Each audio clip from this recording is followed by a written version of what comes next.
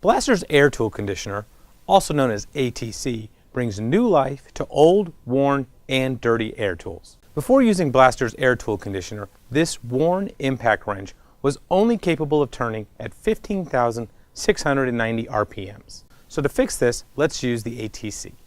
Step 1. Remove the air supply line if the tool is connected. Step 2. Spray air tool conditioner into the tool's air intake port for about 3 to 5 seconds.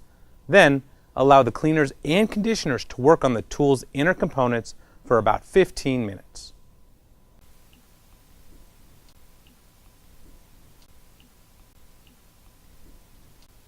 Step 3. Reattach the air supply line and cover the tool's exhaust port with a rag or towel. Now, run the tool for approximately 3 to 5 seconds to blow off the dirt and grime from inside the air tool. As you can see in this real-world demonstration, Blaster's air tool conditioner gave new life to this old impact wrench.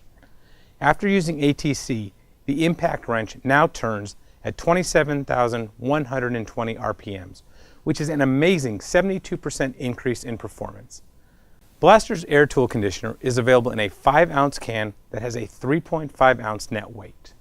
TIFCO's part number 7878 is for a case of 12 cans, and part number 7888 is for an individual can.